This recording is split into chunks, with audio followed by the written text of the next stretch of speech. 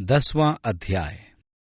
अध्याय 10 के आरंभ में हम सुसमाचार प्रचार के अगले अभियान को देखते हैं। यहाँ सुसमाचार का प्रचार अन्य जातियों में होगा। अन्य जातियों के प्रचार का यह बड़ा ही रोचक वर्णन है। पहली आयत। कैसरिया में कुरनेलियुस नाम का एक मनुष्य था जो इतालियानी नाम पलटन का सूबेदार था। रोमी पलटन में लगभग 6000 सैनिक होते थे, जो हमारी बटालियनों के समान लश्करों में बंधी होती थी। प्रत्येक बंधी में 600 सैनिक होते थे और प्रत्येक पलटन में 10 टुकड़ियां होती थी। ये टुकड़ियां भी बंटी होती थी और प्रत्येक 100 सैनिकों पर एक मास्टर सार्जेंट होता था जो सूबेदार कहलाता था, अर्थात वह 100 से अधिक लोगों पर होता था।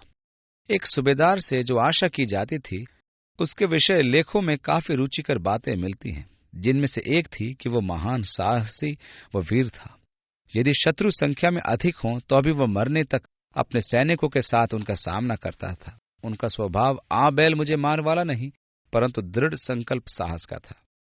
यह रुचिकर है कि बाइबल में हमारा परिचय अन्य सूबेदारों से भी कराया गया है। वे सब प्रशंसा के योग्य थे। आपको याद होगा, एक सूबेदार यीशु के पास आया और अपने सेवक की चंगाई की भीख मांग रहा था। उसका सेवक मरने पर था।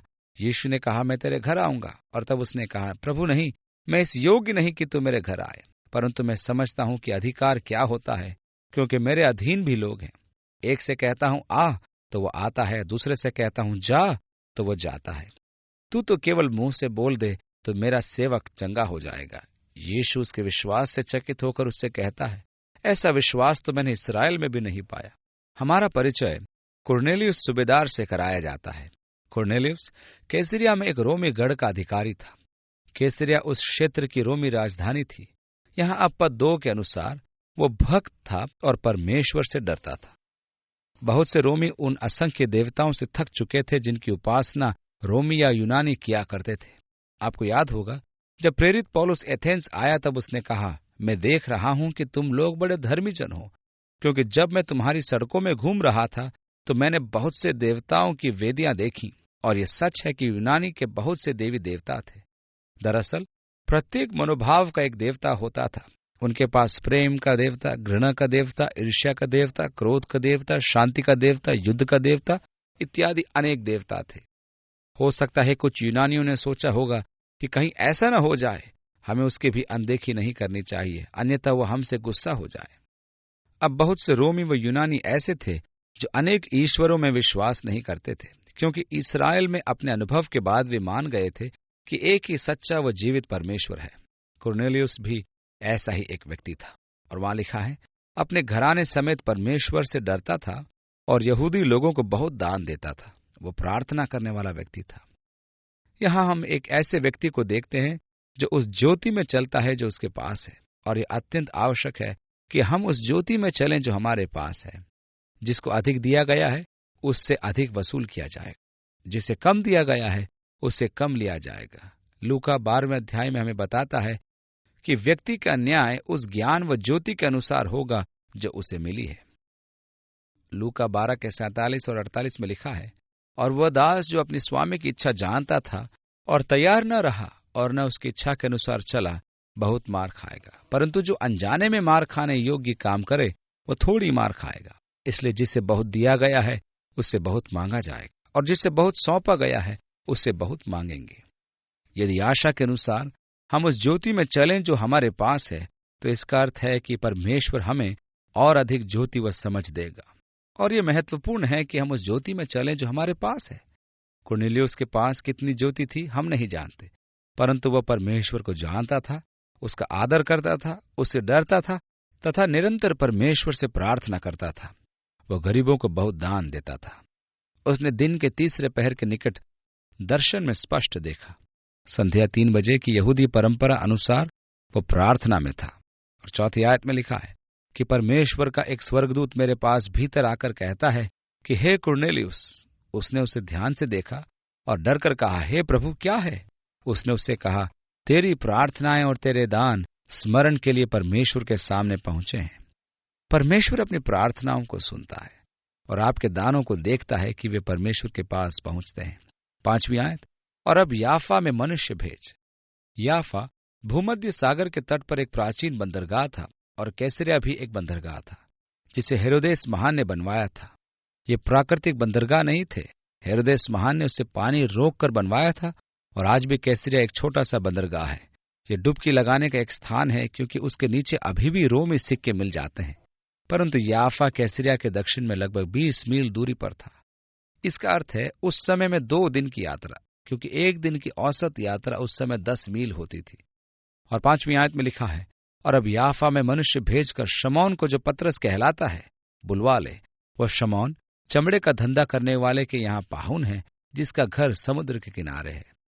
पतरस शमौन नामक चमड़े का धंधा करने वाले एक व्यक्ति के पास रह रहा था, जिसका घर समुद्री तट पर था। वो आकर तुझे बताएगा कि क्या करना है। यहाँ ध्यान दीजिए कि यहूदियों और अन्य जातियों के बीच की दीवार गिर रही है। यहूदियों ने बहुत सी जातीय दीवारें बना रखी थी, यहाँ तक कि यहूदी अन्य जातियों से निकट संबंध नहीं रखते थे। वह अन्य जातियों के साथ न तो खाते, न ही उनके घर में जाते, और न उन्हें अपने घर में बुलाते थे, क्योंकि उन दिनों अन्य जातियों को अशुद्ध माना जाता था। उनका स्पर्श मात्र ही व्यक्ति को अशुद्ध कर देता था। इस प्रकार आप फरीसियों को कपड़ों में कसा और लिपटा मार्ग में अति सावधानी से चलते देखेंगे कि उनके कपड़े ज्यादा न हिलें और किसी अन्य जाति के संपर्क में न आ जाएं। यहाँ एक और व्यक्ति है जो चमड़े का व्यापारी था। वह अछूत था, क्योंकि मूसा की व्यवस्था के अनुसार कोई मनुष्य जो पशु या मनुष्य की लोथ को छुए तो वह अशुद्ध हो जाता था। इस प्रकार चमड़े के व्यापारी को निरंतर अशुद्ध माना जाता था। इसलिए आपको भी सावधान रहना था कि चमड़े का काम करने वाले के स्पर्श से आप अशुद्ध न हो जाएं। यह सत्य है कि पतरस शिमोन चमड़े का धंधा करने वाले के घर में ठहरा हुआ था।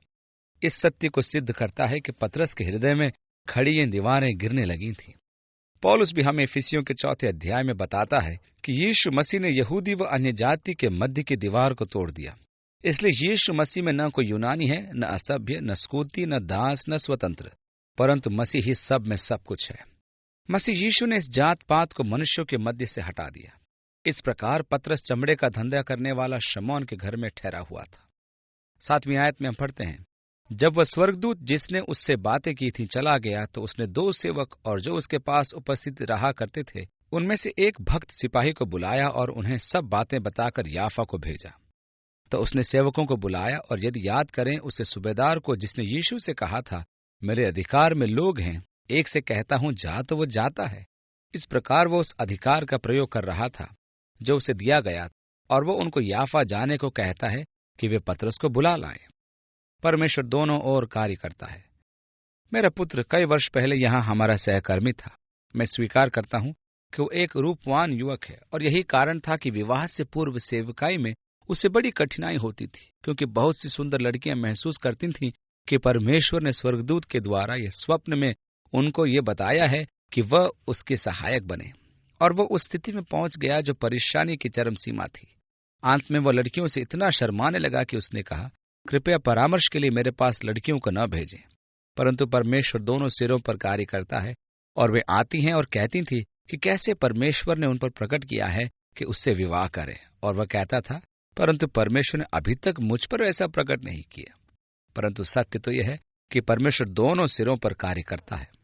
यदि परमेश्वर किसी विशेष अभियान के लिए आपकी अगुवाई कर रहा है और चाहता है कि कोई आकर आपकी उसमें सहायता करे, तो आप निश्चित जाने कि परमेश्वर ने दूसरी ओर भी कार्य किया है और उन्हें भी जाने को कह रहा है। परमेश्वर दोनों सिरों पर कार्य करता है। मैं किसी भी ऐसे कार्य को करने का साहस न करूंगा जिसके बारे में परमेश्वर मुझसे पहले न कहे। यदि कोई आकर कहे, परमेश्वर ने मुझ पर प्रकट किया है कि तुम यहां से इस्तीफा दो और हमारे नगर में आकर संगति आरंभ करो और एक अंगूर का बाग खरीदो, तो मैं उससे कहूंगा, मैं प्रतीक्षा करूंगा कि क्या परमेश्वर इस बारे में मेरे हृदय में बोलता है। मैं उस पर नहीं चलूंगा जो परमेश्वर ने और किसी से कहा है। मैं प्रतीक्षा करूंगा कि परमेश्वर मुझे बताए, और फिर मैं वही करूंगा जो परमेश्वर मुझे कहता है। यदि कोई कहता है कि उसे बड़ा प्रकाशन मिला है, उन्होंने आकाश में रंगीन ज्योति देखी है, वे ध्यान मग्न हो गए थे कि प्रभु का स्वर्गदूत उन्हें दिखाई दिया और उनसे कहा कि वे आपके पास आए और कहें कि आपको अपना सब कुछ बेचकर हवाई द्वीप जाना है, तो आप परमेश्वर की प्रतीक्षा करें कि इस विषय में वो आपसे स्वयं बातें करे। नहीं तो हवाई जाना आपके लिए विनाशकारी होगा और आप स्वयं को योना के समान पाएंगे कि मार्ग में वहीं रुक जाएं। 9वीं आयत। दूसरे दिन जब वे चलते चलते नगर के पास पहुंचे, तो दोपहर के निकट पतरस कोठे पर प्रार्थना करने चढ़ा। वह अभी भी प्रार्थना के यहूदी नमूने का पालन कर रहा था। 3 घंटा अर्थात 12 बजे, और 9वां घंटा अर्थात तीसरे पहर 3 बजे यहूदियों का प्रार्थना का समय होता था। वह दोपहर के खाने का समय था जब पतरस छत पर प्रार्थना करने गया। यह हमें विचित्र सा लगता है, परंतु यदि आप कभी इस्राएल गए हैं तो यह भेद आपको समझ में आ जाएगा, क्योंकि इस्राएल में घरों की छतें परिवार के रहने का स्थान होती थी। सामान्यतः उनकी छतें समतल होती है और आप छोटे आंगन, बगीचे व फूलों के गमले वहां देखेंगे जहां वे वहां छत पर अपने कपड़े सुखाते हैं। सीमित स्थान के कारण यह घर का महत्वपूर्ण भाग होता है। उनके यहाँ बड़े आंगन नहीं होते, इसलिए खेलने का स्थान भी छत होती है। और आप अपने बच्चों को बुलाते हैं, छत से उतरो, खाना खा लो, और बच्चे खाना खाने के लिए छत से उतर पड़ते हैं, परंतु वहां छत रहने का स्थान होता है। इसलिए यह विचित्र नहीं कि पतरस दोपहर में छत पर प्रार्थना करने गया। 10वीं आयत में उसे भूख लगी और कुछ खाना चाहता था, परंतु जब वे तैयार कर रहे थे तो वह बेसुध हो गया। मैं इस प्रकार की बेसुधी का विषय ज्यादा नहीं जानता, क्योंकि मेरे साथ ऐसा कभी नहीं हुआ। इसका अर्थ यह नहीं कि मैं इसका विरोध करता हूं। हो सकता है कि यह बेसुधी मेरे लिए बड़े रुचिकर अनुभव लाए। यदि परमेश्वर मुझ पर कुछ प्रकट करने के लिए मुझे बेसुध करता है तो ठीक है, मैं राजी हूं। जिस साधन से वह मुझ पर अपनी इच्छा प्रकट करना चाहता है उसके लिए मैं पूरा तैयार हूं। कई बार आधी रात तक बैठकर लोगों की बातों को सुनता हूं। उस समय मैं लगभग बेसुध ही रहता हूं। मेरी आंखें बंद होने लगती है। कभी मैं सुनता हूं, कभी नहीं। यह सुनने और नहीं सुनने के बीच का एहसास होता है, सोना व जागना, और शायद यही बेसुधी होती है। जो भी हो, जैसे भी हो, इस बेसुधी के लिए मैं तैयार हूं। 11वीं आयत, उसने देखा कि आकाश खुल गया और एक पात्र बड़ी चादर के समान चारों कोनों से लटका हुआ पृथ्वी की ओर उतर रहा है। और यूनानी में यह शब्द पतवार के लिए प्रयोग होता है, और वह समुद्र तट पर है तो वह पतवार की बड़ी चादर देखता है, जिसमें पृथ्वी के सब प्रकार के चौपाए और रेंगने वाले जंतु और आकाश के पक्षी थे। व्यवस्था के अनुसार वे केवल उन पशुओं को खा सकते थे जो जुगाली करते थे तथा जिनके खुर होते थे, परंतु इस चादर में हर प्रकार के पशु थे। और 12वीं आयत में हम देखते हैं, जिसमें पृथ्वी के सब प्रकार के चौपाए और रेंगने वाले जंतु और आकाश के पक्षी थे। और उसे एक ऐसा शब्द सुनाई दिया कि हे पतरस, उठ, मार और खा। परंतु पतरस ने कहा, नहीं प्रभु, कदापि नहीं, क्योंकि मैंने कभी कोई अपवित्र या अशुद्ध वस्तु नहीं खाई। मैं आपका ध्यान पतरस के उत्तर की ओर ले जाना चाहता हूं, जो एक सही कथन नहीं था। नहीं प्रभु, कभी नहीं। आप प्रभु से कैसे कह सकते हैं, नहीं प्रभु, कभी नहीं? यदि प्रभु आपसे कुछ करने को कहता है और यदि वह सचमुच आपका प्रभु है तो आपका एकमात्र उत्तर होगा, हाँ मेरे प्रभु। आप कैसे कह सकते हैं नहीं? पतरस कह सकता था, नहीं जी, मित्र नहीं, परंतु आप ऐसा नहीं कह सकते। नहीं प्रभु, कदापि नहीं। पूर्णतः गलत। प्रभु हमें ऐसी गलती करने से बचाए। हम सदा सही बोलें, क्योंकि कितनी ही बार हम स्वयं को प्रभु से तर्क वितर्क करते हुए पाते हैं। जब परमेश्वर हमें कुछ करने की चुनौती देता है तो हम अक्सर कहते हैं, नहीं प्रभु, दूसरे को भेज, इत्यादि। देखा आपने, ये स्वयं को प्रभु के स्थान पर रखना चाहते हैं। पतरस के शब्दों की गलती, नहीं प्रभु, कदापि नहीं, मैंने कभी अशुद्ध वस्तु नहीं खाई। 15वीं आयत में फिर दूसरी बार उससे शब्द सुनाई दिया कि जो कुछ परमेश्वर ने शुद्ध ठहराया है उसे तू अशुद्ध मत कह। 3 बार ऐसा ही हुआ, तब तुरंत वो पात्र आकाश पर उठा लिया गया। तो ये अनुभव 3 बार हुआ, और मैं सोचता हूं पतरस तीनों बार गलती पर था, और फिर पात्र स्वर्ग में वापस उठा लिया गया। परमेश्वर वास्तव में पतरस के हृदय को तैयार कर रहा था। 17वीं आयत में जब पतरस अपने मन में दुविधा कर रहा था कि यह दर्शन जो मैंने देखा क्या है, तो देखो, वे मनुष्य जिन्हें कुरनेलियुस ने भेजा था, शमौन के घर का पता लगाकर द्वार पर आ खड़े हुए। वे यहीं तक आ सकते थे। यहूदी परंपरा के अनुसार वे ड्योढ़ी के आगे नहीं जा सकते थे, नहीं तो शमौन चमड़े के व्यापारी का घर और भी अधिक अशुद्ध हो जाता। चमड़े के व्यापारी होने के नाते वो अशुद्ध तो था ही, इनके प्रवेश से वो और अधिक अशुद्ध हो जाता। इस कारण से वे ड्योढ़ी पर ही खड़े थे। और 18वीं आयत में, और वे पुकार कर पूछने लगे। वे पुकार रहे थे क्योंकि अंदर नहीं आ सकते थे। वे ड्योढ़ी पर से ही आवाज लगा रहे थे और कहा, क्या यहाँ कोई शमौन पतरस है? पतरस जो उस दर्शन पर सोच रहा था कि आत्मा ने उससे कहा, देख, 3 मनुष्य तेरी खोज में हैं, सो उठकर नीचे जा और बेखट के उनके साथ हो ले, क्योंकि मैं ही ने उन्हें भेजा है। तब पतरस ने उतरकर उन मनुष्यों से कहा, देखो, जिसकी खोज तुम कर रहे हो वह मैं ही हूं। तुम्हारे आने का कारण क्या है? उन्होंने कहा, कुरनेलियुस सूबेदार, जो धर्मी और परमेश्वर से डरने वाला और सारी यहूदी जाति में सुनाम व्यक्ति है, उसने एक पवित्र स्वर्गदूत से ये चेतावनी पाई है कि तुझे अपने घर बुलाकर तुझसे वचन सुने। तब उसने उन्हें भीतर बुलाकर उनकी पहुनाई की। और 19वीं आयत से आगे, और दूसरे दिन वह उनके साथ गया और याफा के भाइयों में से कई उसके साथ हो लिए। दूसरे दिन वे कैसरिया पहुंचे और कुरनेलियुस अपने कुटुंबियों और प्रिय मित्रों को इकट्ठे करके उनकी बाट जो रहा था। जब पतरस भीतर आ रहा था तो कुरनेलियुस ने उससे भेंट की और पांव पर गिरकर उसे प्रणाम किया, परंतु पतरस ने उसे उठाकर कहा, खड़ा हो, मैं भी तो मनुष्य हूं। पतरस ने मना किया कि उसे दंडवत न किया जाए। उसने उसे अपने पैर के अंगूठे को चूमने न दिया, बल्कि उस व्यक्ति से खड़ा होने को कहा और उससे कहा, मैं भी एक मनुष्य हूं। यह बड़ी रोचक बात है कि लोग परमेश्वर के सेवक को कितना सम्मान देना चाहते हैं। कई बार तो उस हद तक कि वे उसकी पूजा करने लगते हैं। प्रेरितों को इस मानसिकता के विरुद्ध काम करना था। प्रेरित पौलुस बरनबास के साथ जब लुस्त्रा में था तो लोग जुपिटर देवता के याजक के साथ एक बैल को ला रहे थे और वे पौलुस के लिए भेंट चढ़ाना चाह रहे थे, क्योंकि वे लंगड़े व्यक्ति की चंगाई पर अचंभा कर रहे थे। पौलुस ने अपने वस्त्र फाड़ लिए और कहा, अरे ये क्या, मैं क्या देवता हूं? मैं एक मनुष्य हूं, ऐसा मत करो, परमेश्वर की आराधना करो। पतरस ने भी इस व्यक्ति से न उपासना, न आदर, न महिमा चाही, परंतु सारी महिमा, सारा आदर यीशु मसीह को दिया। ये हमारी भूल है कि हम लोगों को आदर देते हैं। बाइबल इसके विरुद्ध स्पष्ट चेतावनी देती है कि मनुष्यों को आदर देने वाले न बनो। यदि कोई मंडली में रोलेक्स घड़ी बांधकर और हीरे की अंगूठी आदि पहनकर आए और आप कहते हैं, आइए यहाँ इस गद्दीदार आरामदेह सीट पर बैठ जाएं, और यदि कोई गंदे कपड़े पहने और नंगे पैर आए तो आप कहते हैं, वहां कोने में बैठो, दरी गंदी मत करो। याकूब हमसे कहता है, तुम व्यक्ति को उसके पहरावे के अनुसार आदर देते हो। उसने कहा, ये ठीक नहीं, ऐसा मत करो। हम लोगों को आदर न दें, हमें आदर और महिमा और सम्मान परमेश्वर को देना है। इस प्रकार पतरस ने कुरनेलियुस से आराधना व सम्मान नहीं लिया, बल्कि उसे उठाकर उससे कहा, खड़ा हो, क्योंकि मैं भी तेरे समान एक मनुष्य हूं, और उसके साथ बातचीत करता हुआ भीतर गया। कैसरिया में वचन के भूखे लोग थे। यहाँ एक विचित्र बात है जिसका मेरे पास उत्तर नहीं। मैं केवल सोच सकता हूं कि परमेश्वर कैसे काम करता है। उस समय फिलिप्पुस कैसरिया में रहता था। वह एक प्रचारक था। परमेश्वर ने फिलिप्पुस को कुरनेलियुस के घर क्यों नहीं भेजा, जबकि कैसरिया इतना बड़ा नहीं है और वह कुरनेलियुस से अधिक दूर न रहता होगा? क्यों परमेश्वर ने इतनी दूर याफा से पतरस को बुलाने भेजा? शायद फिलिप्पुस कुरनेलियुस के घर जाता और परमेश्वर ने अपने पवित्र आत्मा के द्वारा लोगों के हृदयों में काम किया होता तो वे उसे एकदम कलीसिया के बाहर कर देते और उसकी सुनते तक नहीं। कम से कम पतरस के पद के कारण वे उसकी बात सुनने को तैयार हो गए थे। वे परेशान हो गए जब उन्हें ज्ञात हुआ कि पतरस एक अन्य जाति के घर में गया है। यरूशलेम हिल गया और जब पतरस लौटा तब उन्होंने कुरनेलियुस को बुलाकर पूछा, आप क्या कर रहे हैं? आप सुसमाचार को अन्य जातियों में ले जा रहे हैं। ये तो बहुत बुरी बात है। इसलिए बेशक प्रभु ने पतरस को उसके अधिकार पद तथा कलीसिया में अगुवा होने के कारण चुना कि कम से कम भाइयों में उसका कुछ स्थान था और उसके सुने बिना वे उसे कलीसिया से न निकाले। उसने कहा, तुम जानते हो कि अन्य जाति की संगति करना या उसके यहां जाना यहूदियों के लिए अधर्म है।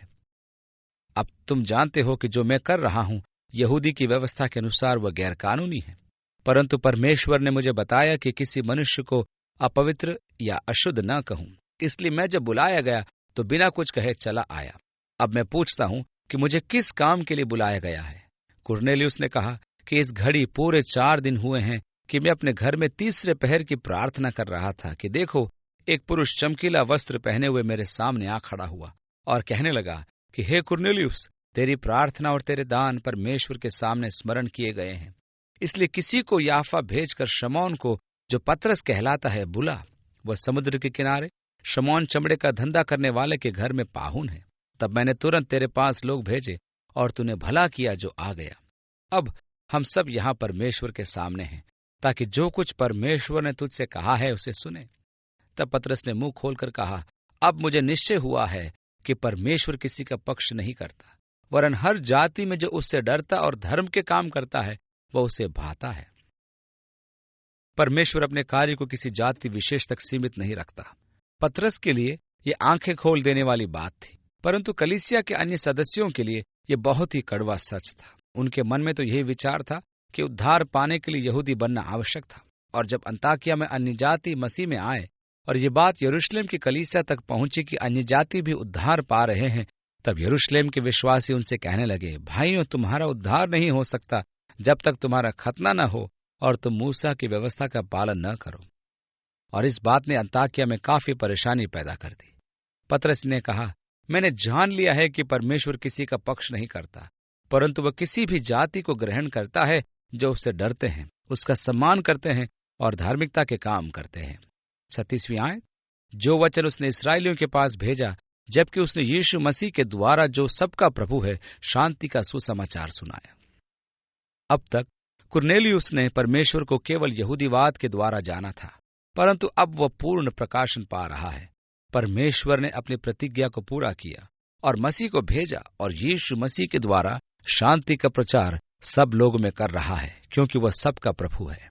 37, वह बात तुम जानते हो जो यूहन्ना के बपतिस्मे के प्रचार के बाद गलील से आरंभ करके सारे यहूदिया में फैल गई। पतरस भी यीशु मसीह के बारे में कह रहा है कि उसके बारे में सब जानते हैं। अब तुमने भी यीशु के विषय सुन लिया है।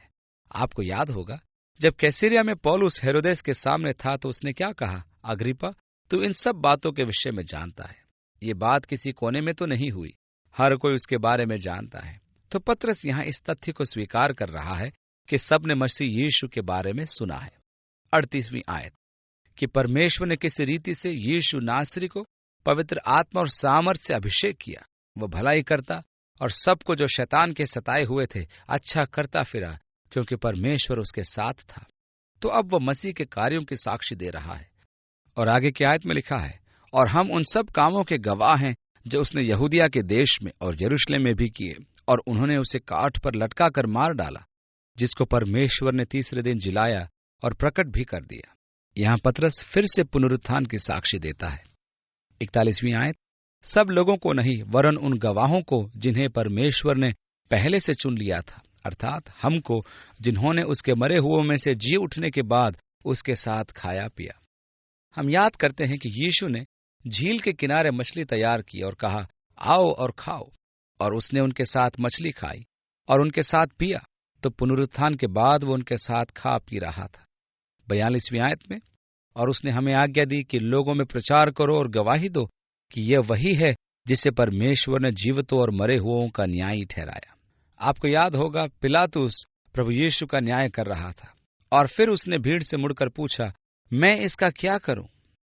हर एक व्यक्ति को इस प्रश्न का सामना करना पड़ता है कि इस यीशु का मैं क्या करूं जो मसीह कहलाता है। आपको फैसला करना है कि आप उसका क्या करेंगे। अपने निर्णय द्वारा आप अपना ही न्याय करते हैं। देखिए, यदि उसे आप अस्वीकार करेंगे तो आप अपने ही न्याय की घोषणा करते हैं कि परमेश्वर आपको अस्वीकार करे। उसका इनकार करके आप अपना ही न्याय सुना रहे हैं, क्योंकि परमेश्वर भी आपको इनकार करेगा। इसलिए हर एक को यीशु के संबंध में न्याय करना है, और आपके निर्णय का प्रभाव आप पर ही पड़ेगा। प्रत्येक अपनी ही नियति का निर्धारण करता है कि वह कैसे यीशु मसीह के विषय में क्या निर्णय लेता है।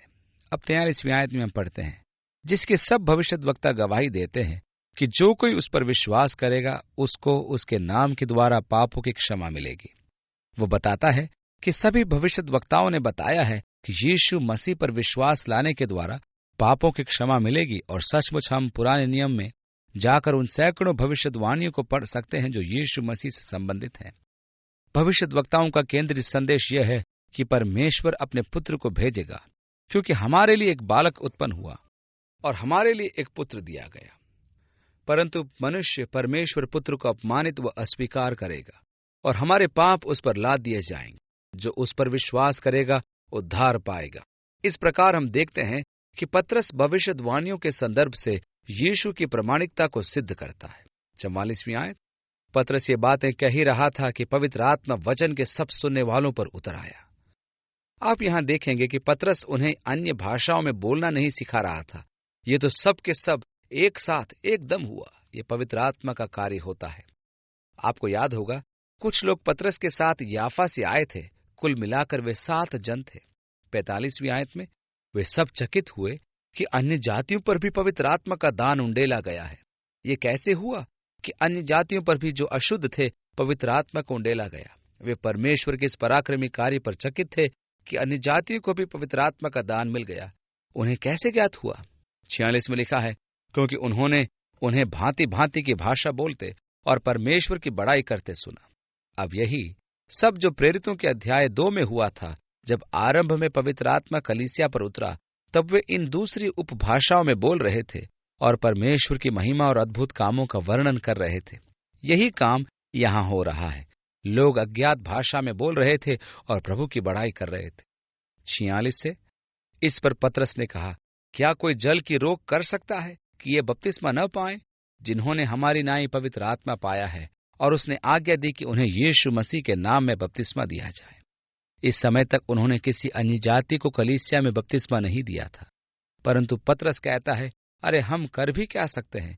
परमेश्वर ने ही इन्हें पवित्र आत्मा दे दिया, तो इन्हें बपतिस्मा देने पर रोक ही क्या है?